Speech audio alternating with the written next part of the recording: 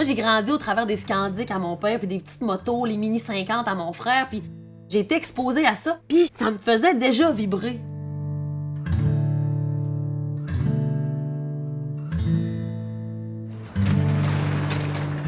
Tu sais, à 5 ans, mon père m'assoyait sur ses genoux dans le chemin de la Bleuetière ici. C'est comme ça que j'ai appris à conduire. Fait que je pense que c'est né quand même assez jeune, mon désir d'avoir un volant dans les mains.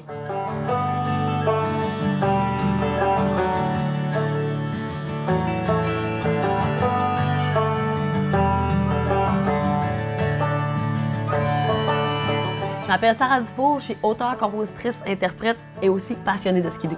Ça, c'est vraiment hot. Ça, c'est une pièce de collection. C'est un cadeau qu'on m'a fait. C'est même avec le petit tag de Bombardier. Il y a des choses que je me fais donner en spectacle. C'est un gars qui est venu voir mon show puis qui m'a fait signer sur un papier. Il est arrivé dans un autre show avec ça.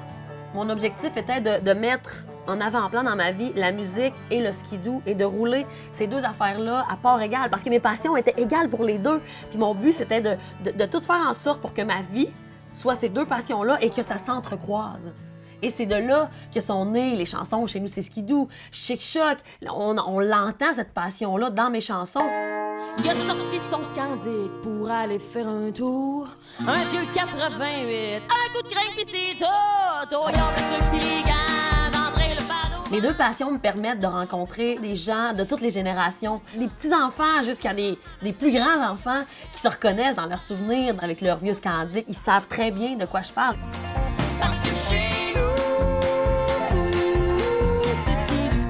la chanson Chez nous, c'est skidoo est sortie, était accompagnée d'un clip avec des images des années 70, des publicités de skidoo. Et je me rappelle, le téléphone a quasiment pogné en feu tellement que ça se partageait. J'ai l'impression que la communauté de motoneigistes ont entendu cette chanson-là et c'est devenu un peu la première chanson finalement qui a fait que ma carrière a pris plus d'envol.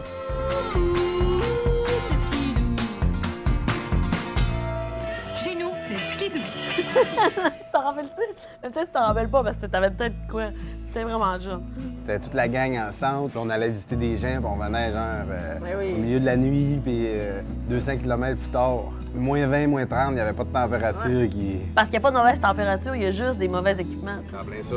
Puis nous autres, on était quand même bien équipés. Tu sais, le skidoo, c'est un mode de vie. Là. Nous autres, après la chasse, on sort notre linge skidoo, puis on regarde dans le ciel quand ça va tomber, puis on se tient prêt. Je m'appelle Benjamin Dufour, je suis le frère de Sarah, je suis entrepreneur général et aussi passionné de motoneige, comme ma sœur. Ben moi, j'ai toujours envié ces petites motos, tu sais. Puis là, quand il y avait reçu à un moment donné un petit skidoo téléguidé, j'étais comme « Ah, j'aurais voulu avoir ça au lieu de ma poupée, tu sais. »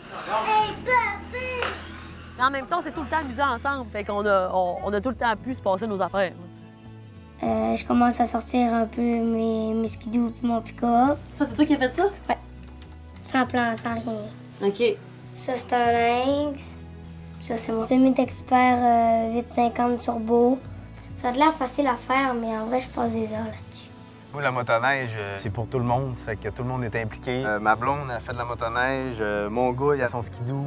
C'est important et c'est plaisant parce qu'on passe des beaux moments en famille. Des fois, on essaie de reproduire même les vrais raids qu'on a fait, genre sur le lac, sur la rivière, puis on arrive, hey, on fait ça, puis on se fait des parcours. Ouais. Je me rappelle m'avoir dit, si j'attends après les autres, si j'attends après les gars pour développer mes aptitudes, la technique, je risque d'attendre longtemps.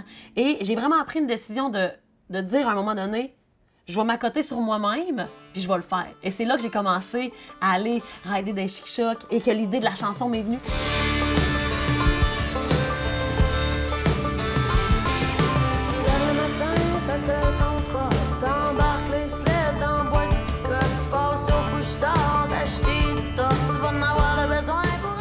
Je pense que quand j'ai commencé à apprendre des techniques, je pense qu'il y a quelque chose qui te donne la confiance avec ta machine, il y a quelque chose qui te donne confiance dans la vie en général aussi.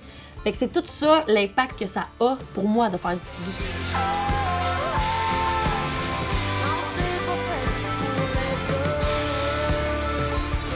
Parce qu'après ça, j'ai vu d'autres filles faire comme je suis pas capable, moi mais je suis pas capable, je comprends pas.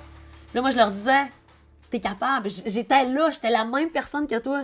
Puis c'est la pratique. C'est comme dans la musique, c'est comme dans la vie, finalement.